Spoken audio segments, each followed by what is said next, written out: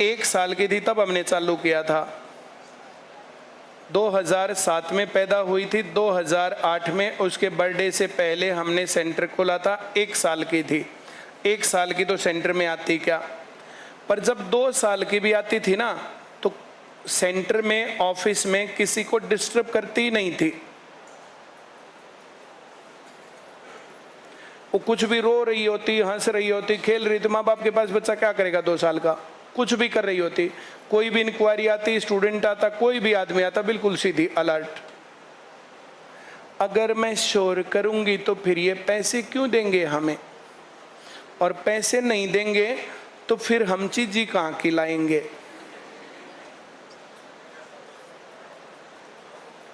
मैं जो कह रहा हूं समझ में आ रहा है? क्लास में बबीता मैडम पढ़ाती, लास्ट कॉर्नर में जाके जगह लेके और वहां सो जाती। ये आईसीएस जो तुम्हें यहाँ तक आया दिखता है, तो पहला बर्थडे जब था, जब हम घर पहुंचे तो उससे पहले सो चुकी थी। दूसरा बर्थडे आया, हम लोग इस टाइम पहुंचते थे रात को 9 बजे के आसपास। दूसरा बर्थडे आया, घर पहुंचे तो सो चुकी थी, केक लेके गई, सो चुकी थी। तीसरा बर्थडे हमने छोटा सा मनाया था। अब वहां से यहाँ तक आया तो ये सब चीजें बच्चों को इग्नोर करना पड़ता है, घर को इग्नोर करना पड़ता है, बाकी चीजों को इग्नोर करना पड़ता है, जब यहाँ ज्यादा देना पड़ता है। मैं जो कह रहा हूँ समझ में आ रहा है? ये ऐसे ही नई चीजें आ गई हैं तो ऐसे करना पड़ता है सबको। हम ना करते तो बात ना बनती। 2008 की बात है, 2009 की दूसरी भर्ती थी पुलिस की, जिसमें 100% रिजल्ट आया था। रिजल्ट से 10 दिन पहले मेरी बेटी बीमार, गंगाराम हॉस्पिटल में एडमिट करते ही शुरुआत में आईसीयू में एडमिट करते हैं। चाहे कुछ ना हो रहा हो, करेंगे आईसीयू में, एक बार चेकअप हो जाएगा, ये हो जाएगा, वो हो जाएगा, ये बताने के लिए। ठीक। 2009 में मेरी बेटी आईसीयू में थी और मैं वहां से आकर के क्लास लेकर के और फिर शाम को जाके वापस फिर संभालता था। किसी को लगेगा आईसीयू जो ये आईसीएस ऐसे ही खड़ा हो गया। कभी बर्थडे वाले दिन कहीं कुछ है तो फिर बच्चों का बर्थडे यहाँ है ही नहीं पापा। ऐसे कितनी ही बार हुआ। ये सब चीजें जो दिखती है ना, जो चमकती दिखती है तुम्हें, तो घिसाई जरूर होती है। ये पत्थर चमक रहा है ना, तो घिसाई हुई थी इसकी भी। ये दीवार चमक रही तो इनकी भी घिसाई हुई थी। ऐसी कौन सी चीज है जो बिना घिसे चमक गई? तो बच्चे नहीं पढ़ने देते तो एक अच्छा बहाना है। बच्चों को अवेयर बनाया जाना चाहिए, बच्चों को दिखाया जाना चाहिए। 2 चीजें हम बच्चों को दिखाते चलते थे कि 3 टाइप के लोग हैं। एक टाइप के लोग हैं जो सड़कों पर पड़े रहते हैं, भिखारी टाइप के, दिल्ली में फुटपाथ पर सोते हैं। सलमान खान ने गाड़ी चढ़ा दी थी दारू पी के। मैं जो कह रहा हूं समझ में आ रहा है? दूसरी टाइप के लोग हम जैसे लोग हैं, जो लोअर मिडिल क्लास के लोग हैं, मिडिल क्लास के लोग हैं, जिन लोगों को कमा के खाना है। कमाएंगे तो बढ़िया, नहीं कमाएंगे तो मामला साफ। तीसरी टाइप के हाई क्लास होती हैं। ना हमने देखे हैं, ना हमें पता कैसे होते हैं कैसे नहीं। वो करते हैं कि नहीं करते हैं, खाते हैं कि नहीं खाते हैं, मरते हैं कि नहीं मरते, हमें क्या पता, जो देखा ही नहीं। हम लोगों ने गांव में कुछ लोग ऐसे देख रखे हैं, जैसे जाते थे, हाँ भाई फलाने काम पे चलेगा, बोला रुक 1 मिनट, अंदर गया, जाके देखा, बोला आज का चून है, कोई ना चलता। मतलब आज शाम को रोटी बन जाएंगी तो नहीं चलता तेरे साथ, नहीं है तो चल। मैं जो कह रहा हूं समझ में आ रहा है? जैसे जिंदगी का एक बहुत बड़ा पड़ाव हमने देख लिया। बहुत लोग ऐसे थे, जैसे थे आज भी वही हैं। उन्होंने अपने आप को बस इतना मेंटेन किया कि रोटी मिल जाए और कपड़े फटे तब कपड़े आ जाए। जयराम जी की, उनको ना ज्यादा चाहिए था ना उन्होंने किया।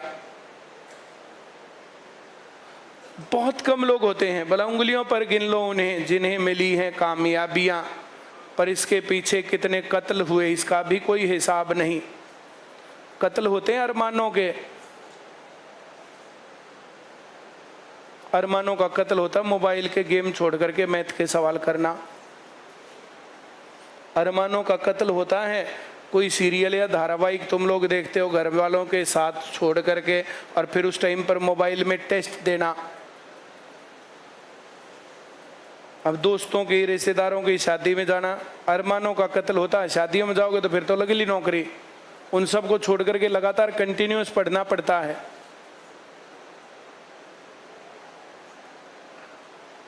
पंद्रह साल से बबीता मैडम अपने घर राखी पर गई नहीं है। 15 साल, 15 साल से बबीता मैडम अपने घर में अपने भाई के बर्थडे पर नहीं गए, उनके साथ बिगड़ी नहीं हुई। लेकिन अगर रक्षाबंधन पर जाएं तो 3 से 4 घंटे जाने के, 3 से 4 घंटे आने के, बहुत भयंकर जाम मिलता है। जो लाड प्यार दिखाना 2-4 दिन आगे पीछे दिखा लेंगे भाई। मैं जो कह रहा हूं समझ में आ रहा है? ये बहुत अरमानों का कत्ल हो गया तब ये मामला बनता है। बबीता मैडम की मदर जो है बीमार हो गई तो भाई छोटा था, अब छोटा जो भी कर सकता था।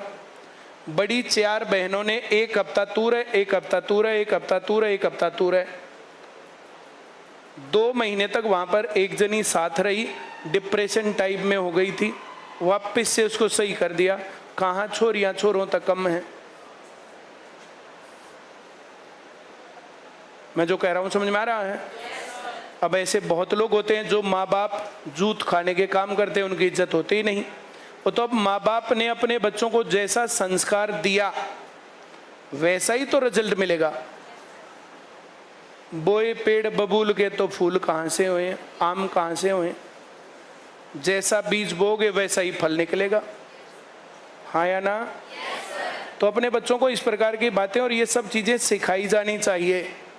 कुछ लोग फैमिलीज में से, परिवारों में से अलग लोग निकलते हैं, ऑड वन आउट, उसके बहुत सारे अलग कारण हो सकते हैं। हमारे घर का सत्यानाश पीट दिया मेरी माँ ने। मेरी एज 47 ईयर्स हो गई, आज तक जितने रुपए कमाए ना, आज तक सारे अपनी माँ को दे रखे हैं। सारी प्रॉपर्टी मेरे माँ के नाम, सारा पैसा मेरी माँ के नाम, सब कुछ मेरी माँ के नाम है। तो घर का सिस्टम संभालना किसकी जिम्मेदारी है? सुबह 8 बजे क्लास लेने लगता, रात को 9 बजे, 10 बजे, 11 बजे भी आया हूं मैं, टीवी शो करके, कभी कुछ करके। रात को आ रहा हूं, मामा रोटी, बोला तन्ने तो मेरे टिप भी कर दी। अब परिमल कुमार ने अपनी माँ को टिप भी कर दी तो फिर तो क्या करें? मैंने ऐसा कौन सा काम कर दिया कि मेरे खानदान की इज्जत मेरे कारण डाउन हो गई?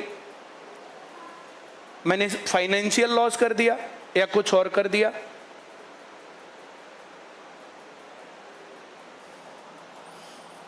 मेरा एक भाई कहता है बबीता मैडम के बारे में, बोला इस बामणी का सर तारूंगा। नाचे गायकी है,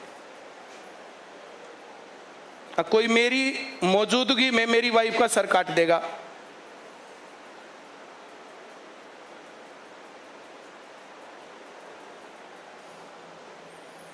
परिवार के सब लोगों ने मिलकर के इस प्रकार से सिस्टम बांध दिया कि पूछो ही मत। आज तक जितने रुपए कमाए ना, जितने रुपए कमाए सारे के सारे पैसे दे रखे अपनी माँ को। अभी मरी नहीं है, जिंदा है, जाके पूछाओ। जिसका मन करे 10-20 जने जाओ, जाके पूछ के आओ कि क्या बबीता मैडम ने तुम्हारे घर में कोई काम किया? क्या बबीता मैडम ने आईसीएस में कुछ काम किया? क्या तुम लोगों को आईसीएस में बबीता मैडम का कुछ योगदान दिखता है? क्या दे के गई मेरी माँ बबीता मैडम को? क्या छोड़ गई इसके पास? बबीता के मेरे बच्चे बच्चे ही नहीं। एक बात तो बताओ, तुम लोग जो है, तुम लोगों को नहीं पता क्या समाज, देश, दुनिया, सब कुछ, सारी दुनिया में परिमल परिमल नाम हो रहा है। वो ये कह रही पागल है ये, इसने सत्यानाश कर दिया घर का। अगर मैंने सत्यानाश कर दिया तो बचा किसने दिया? हमारा घर। बबीता मैडम के आने से पहले हमारा घर कहां था और आज कहां है?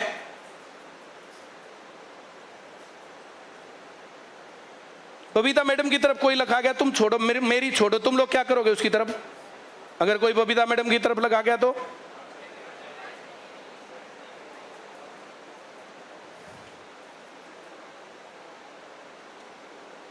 ये हाल है। दोगले कितने हैं?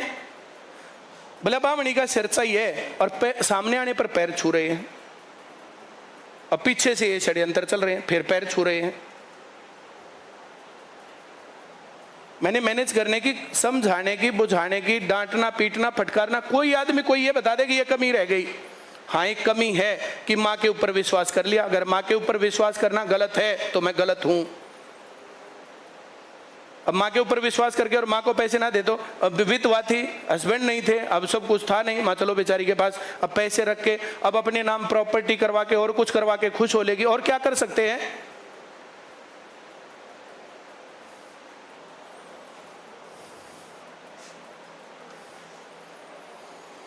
सारी चीजों के ऊपर बैठ करके रिश्तेदारियों में जाकर के मामला बन गया था कि हाँ तुम ये ले लो, हम ये ले लेंगे।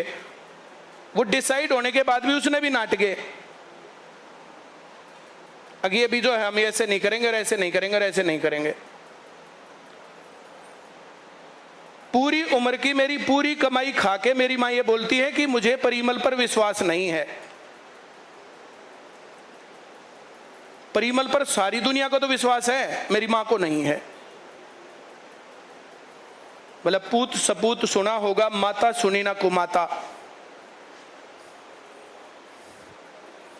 बबीता मैडम के कान खाली हैं, सारे गहने उठा लेगी।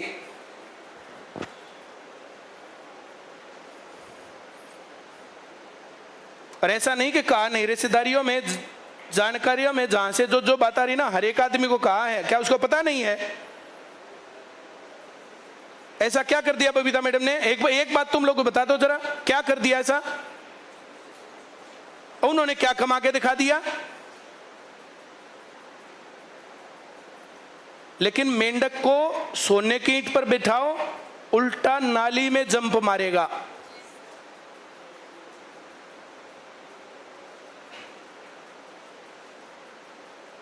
क्या कर दिया माँ ने? तो माँ ने ये कर दिया। मैं अपने घर में सबसे बड़ा हूं, ऑन रिकॉर्ड बात है। बड़े की शादी पहले होनी चाहिए बाद में? मेरी बाद में हुई। बड़े की नौकरी काम धंधा पहले होना चाहिए बाद में? मेरा बाद में हुआ।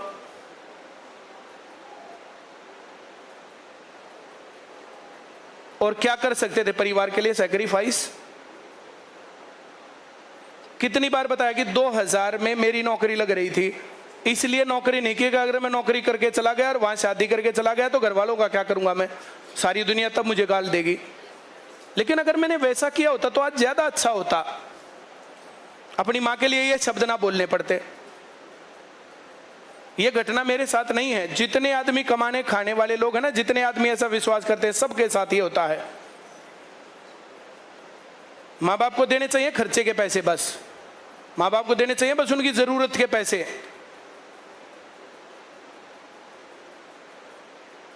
चालीस 50 लाख मेरी माँ के अकाउंट में पड़े। मेरी बुआ को ये बोली कि मेरी दवाई वगैरह तो तुम्हें ही करनी पड़ेंगी। अब जो हमारी सारी प्रॉपर्टी खा के उनके पास पड़ी है तो वे दवाई भी नहीं दिलवाएंगे। अब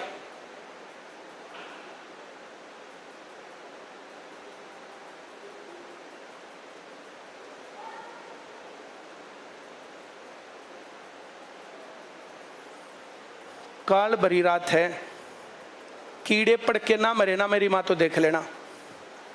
ये एक सच्चे आदमी की वो है व्याख्या। बात बताते हैं। पहली लाइन पढ़ेंगे एक बार।